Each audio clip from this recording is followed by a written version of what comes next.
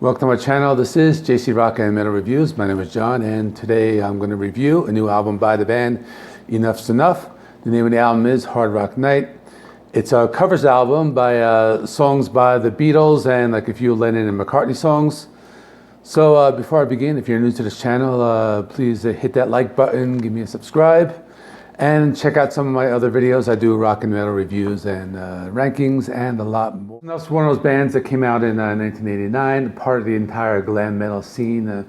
They have a look similar to bands like Poison. You know, they have that hard rock and glam metal style, but the thing that sets them apart from like other glam metal bands, they had like a slight like psychedelic influence.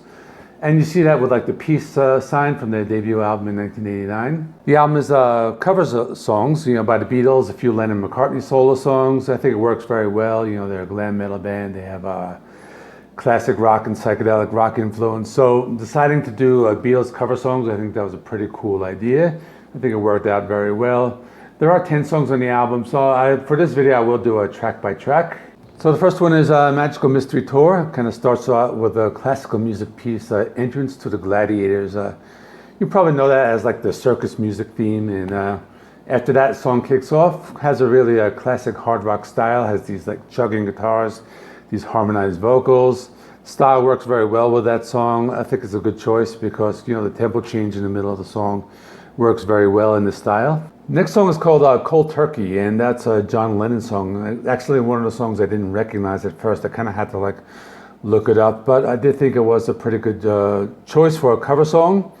Sound of the song fits very well, the hard rock style, and you know, I do like how they added some of that like psychedelic rock to the end during the drum solo. Next is Eleanor Rigby. I think that was a good choice for a cover song.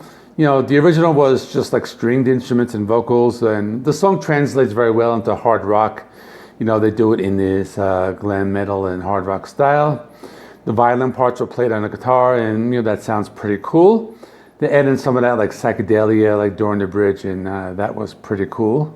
This is Live and Let Die. I guess it's kind of a strange choice because I know Guns N' Roses did a cover of that, and that was like a very famous song, but they kind of make it their own. You know, the main riff they play on the electric guitar, similar to the way Slash did back in the day.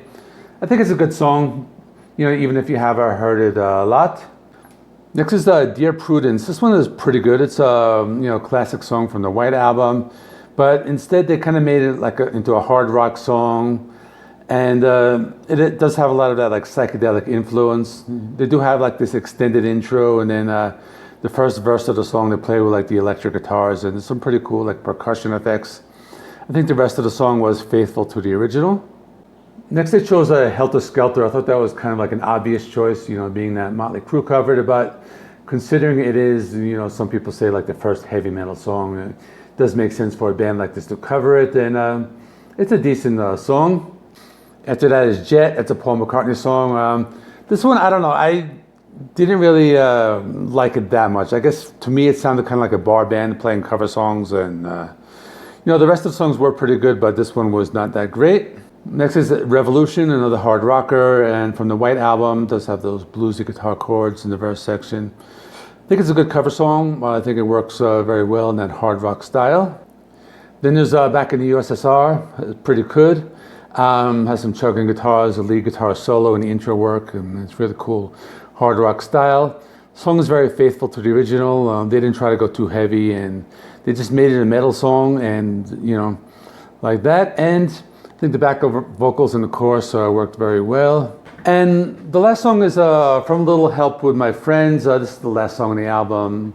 Also the longest song at 7 minutes and 15 seconds. And they kind of give it like this epic treatment with like the atmospheric, you know, intro, but they didn't really try to make it into a very long song or, you know, a very heavy song. I mean, you know, you hear more of that like psychedelic rock influence here. You know, the distorted guitars and the keyboards sound pretty good in the chorus. I think my only issue, it did kind of feel like a little long. In conclusion, I think it was an okay album. You know, I think we've heard so many Beatles covers over the years. You know, some of the songs we've heard before, like Live and Let Die by Guns N' Roses and Helter Skelter by Motley Crue. But the one thing that made it original was they did add some of that like psychedelic rock into it, and I thought that was pretty cool. But there were some songs that did sound like very good. Other times it did kind of sound like a bar band or karaoke. But If you're a Beatles fan, you like hard rock, you like glam metal, you'll probably like this. For me, it was okay. I'll give this album a 7 out of 10. Thought it was enjoyable and they did a decent job with the song. So let me know in the comment section what you thought of this album. So coming up, I will be doing a ranking video of Metal Church, 1 year anniversary of AC/DC's Power Up, and the 40th anniversary of Joan Jett's I Love Rock and Roll. Please remember, like, comment, subscribe, check out some of the other videos I have, and I'll see you all in the next one.